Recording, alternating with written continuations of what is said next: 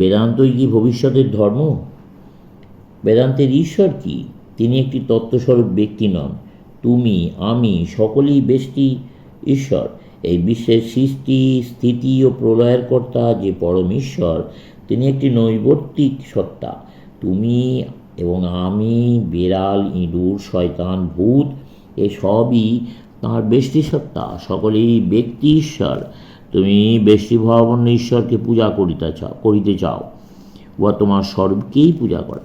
যদি তোমরা আমার উপদেশ গ্রহণ করো, তবে কখনো কোনো গির্জায় যাইও না, বাহিরে এসো, যাও নিজেকে ধৌত করো।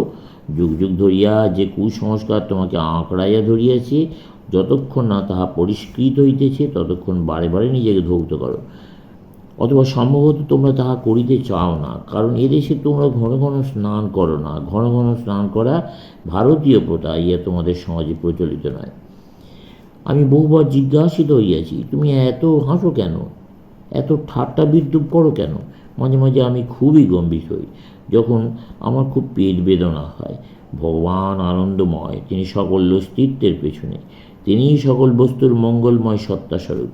তোমরা তাহার অবতার, ইহাই তো গৌরবময়। যত তুমি তাহার সমীপবর্তী হইবে, তোমার শোক বা দুঃখজনক অবস্থা তত কম আসিবে। তার কাছ হইতে যত দূরে যাইবে, ততই দুঃখে তোমার মুখ বিশুষ্ক হইবে।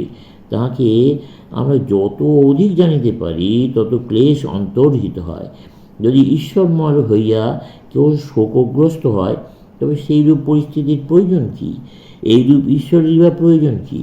তাকে প্রশান্ত মহাসাগরের বুকে ছুঁড়িয়া ফেলিয়া দাও, আমরা তাকে চাই না।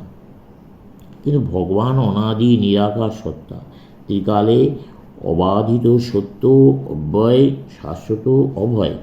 আর তোমরা তাঁর অবতার, তাঁর রূপায়ণ। ইহাই বেদান্তের ঈশ্বর। আর তাঁর স্বর্গ সর্বত্র অবস্থিত। যত ব্যষ্টি দেবতা আছেন, সব এই স্বর্গে বাস করেন। আর তোমরা সবও তো তাই। মন্দিরে পুষ্পাঞ্জলি প্রদান ও প্রার্থনা দূর হয়ে, কিসের জন্য প্রার্থনা করো? স্বর্গে যাবার জন্য? কোনো বস্তু লাভের আশায় আর অপর কেউ বঞ্চিত থাক, এই জন্য? প্রভু, আমি আরও খাদ্য চাই, অপরে ক্ষুধার্ত থাক। ঈশ্বর, যিনি সত্যস্বরূপ, অনাদি, অনন্ত, সদা আনন্দময় সত্তা, যাতে কোনো খণ্ড নাই, চ্যুতি নাই, যিনি সদা মুক্ত, সদা পুত, সদা পূর্ণ, তার সম্বন্ধে কী ধারণা আমরা আমাদের যত মানবীয় বৈশিষ্ট্য, বৃত্তি ও সংকীর্ণতা তাহাতে আরোপিত করিয়াছি। তাহাকে অবশ্যই আমাদের খাদ্য বসন যোগাইতে হইবে। বস্তুতে এইসব আমাদের নিজেদের করিয়া লইতে হইবে, আর কেউ কখনো এইগুলি আমাদের জন্য করিয়া দেয় নাই। এই তো সাদা সত্য কথা। কিন্তু তোমরা এই বিষয়ে খুব কমই ভাবো। তোমরা ভাবো এমন এক ভগবান আছেন, তোমরা যার বিশেষ প্রিয়পাত্র, যিনি তোমাদের প্রার্থনা মাত্রই তোমাদের জন্য কাজ করিয়া দেন। আর তোমরা তাহার নিকট সকল মানুষ, সকল প্রাণীর জন্য করুণা প্রার্থনা করো না, করো কেবল নিজের জন্য, তোমার নিজস্ব পরিবারের জন্য, তোমাদের জাতির জন্য। যখন হিন্দুগণ খাইতে পায় না, তখন তোমরা গ্রাহ্যই করো না। সে সময় তোমরা কল্পনা করো না যে খ্রিস্টানদের যিনি ঈশ্বর, তিনি হিন্দুদেরও ঈশ্বর। আমাদের ঈশ্বর সম্বন্ধে ধারণা, আমাদের প্রার্থনা, আমাদের পূজা সবই অবিদ্যার প্রভাবে আমাদের নিজেদের দেহ ভাবনা করা রূপ মূর্খতার দ্বারা বিষাক্ত করিয়া তুলিয়াছি। আমি যাহা বলিতেছি তা তোমাদের ভালো নাও লাগতে পারে। আজ তোমরা আমাকে অভিশাপ দিতে পারো, কিন্তু কাল তোমরা আমাকে অভিনন্দিত করবে। আমরা অবশ্যই চিন্তাশীল হইব। প্রত্যেক জন্মই বেদনাদায়ক। আমাদেরকে অবশ্যই জড়বাদ হইতে বাহিরে আসিতে হইবে।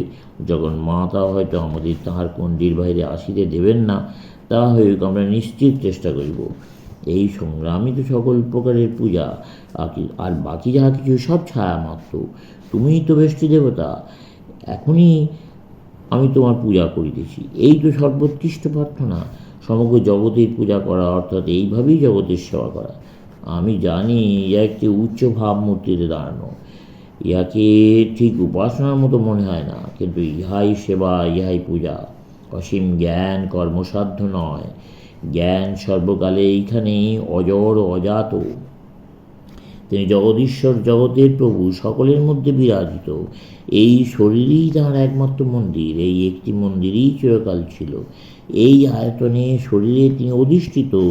তিনি আত্মারও আত্মা, রাজারও রাজা। আমরা এই কথা বুঝতে পারি না। আমরা তার প্রস্তর মূর্তি বা প্রতিমা করি এবং তার উপর মন্দির নির্মাণ করি। ভারতে এই বেদান্ত তত্ত্ব সর্বকালে আছে, কিন্তু ভারতে এই সব মন্দিরে পরিপূর্ণ। আবার কেবল মন্দিরই নয়, অনেক গুহা আছে যার মধ্যে বহু খোদিত মূর্তি রইয়াছে। মূর্খ গঙ্গার তীরে বাস করিয়া জলের নিমিত্ত কূপ খনন করে।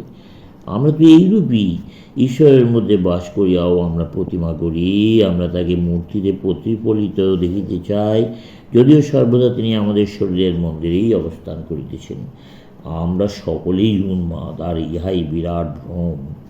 সব জিনিসকে ভগবান বলিয়া পূজা করো, প্রত্যেকটি আকৃতিই তাহার মন্দির। বাদবাকি সব প্রতারণা, ভ্রম। সর্বদা অন্তর্মুখী হও, কখনো বহির্মুখী হইও না। এরূপ ঈশ্বরের কথাই বেদান্ত প্রচার করে, আর এই তাহার পূজা। স্বভাবতই বেদান্তে কোনো সম্প্রদায়, ধর্ম বা জাতি বিচার নাই। কীভাবে ধর্ম ভারতের জাতীয় ধর্ম হইতে পারে? কিভাবে এই ধর্ম ভারতের জাতীয় ধর্ম হইতে পারে? শত শত জাতি বিভাগ। যদি কেউ অপরের খাদ্য স্পর্শ করে, তবে চিৎকার করিয়া উঠিবে, প্রভু আমাকে রক্ষা করো, আমি অপবিত্র হইলাম। পাশ্চাত্য পরিদর্শন করিয়া আমি যখন ভারতে ফিরে গেলাম, তখন পাশ্চাত্যের সহিত আমার মেলামেশা ও আমি যে গোঁড়ামির নিয়মাবলী ভঙ্গ করিয়াছি, ইহা লইয়া কয়েকজন প্রাচীনপন্থী খুব আন্দোলন করিয়াছিলেন। পাশ্চাত্যে আমার বেদের তত্ত্ব প্রচার করা তারা সমর্থন করিতে পারেন নাই। আমরা যদি সকলেই আত্মস্বরূপ ও এক, তবে কেমন করে ধনী দরিদ্রের প্রতি, বিজ্ঞ অজ্ঞের প্রতি মুখ ঘুরাইয়া চলিয়া যাইতে পারে? বেদান্তের ভাবে পরিবর্তিত না হইলে ধর্ম সমাজ ব্যবস্থা কী করিয়া টিকিয়া থাকিতে পারে? অধিক সংখ্যক যথার্থ বিজ্ঞ লোক পাইতে সহস্র সহস্র বছর সময় লাগিবে। মানুষকে নতুন পথ দেখানো, মহৎ ভাব দেওয়া খুব কঠিন কাজ। পুরনো কুসংস্কারগুলি তাড়ানো আরও কঠিন, খুবই কঠিন কাজ। সেগুলি সহজে লোপ পায় না। এত শিক্ষা সত্ত্বেও পণ্ডিতগণ অন্ধকার দেখিয়া ভয় পান। শিশুকালের গল্পগুলি তাহাদের মনে আসিতে থাকে এবং তারা ভূত দেখেন। বেদ এই শব্দটির অর্থ জ্ঞান, এবং ইহা হইতে বেদান্ত শব্দটি আসিয়াছে। সব জ্ঞানই বেদ, যা অনন্ত ঈশ্বরের ন্যায় অনন্ত। জ্ঞান কেউই সৃষ্টি করিতে পারে না। তোমরা কি কখনো জ্ঞানকে সৃষ্টি করিতে দেখিয়াছ? যাকে আবিষ্কার করা যায়, যা আবৃত ছিল তাকে অনাবৃত করা যায়। জ্ঞান সর্বদা এইখানেই অবস্থিত, কারণ জ্ঞানই স্বয়ং ঈশ্বর। ভূত, ভবিষ্যৎ, বর্তমানের জ্ঞান সবই আমাদের সকলের মধ্যে রইয়াছে। তাকে আমরা আবিষ্কার করি এই পর্যন্ত। এসব জ্ঞানই সাক্ষাৎ ভগবান। বেদ এক মহাদায়তন সংস্কৃত গ্রন্থ। আমাদের দেশে যিনি বেদ পাঠ করেন, তাহার সম্মুখে আমরা নতজানু হই। আর যে ব্যক্তি পদার্থবিদ্যা অধ্যয়ন করিতেছে, তাকে আমরা কার্যের মধ্যে আনি না। এটা কুসংস্কার, মোটেই বেদান্ত মত নয়। এও জঘন্য জগৎবাদ। ঈশ্বরের নিকট সকল জ্ঞানই পবিত্র। জ্ঞানই ঈশ্বর। অনন্ত জ্ঞান পরিপূর্ণরূপে সকল মানুষের মধ্যে নিহিত আছে। যদিও তোমাদেরকে অজ্ঞের ন্যায় দেখায়, কিন্তু তোমরা সত্য সত্যই অজ্ঞ নও।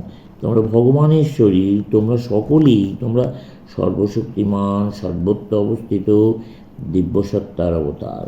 তোমরা আমাকে উপহাস করিতে পারো, কিন্তু একদিন সময় আসবে যখন তোমরা ইহা বুঝিতে পারিবে। অবশ্যই বুঝিবে, কেহই বাকি থাকিবে না, চলবে।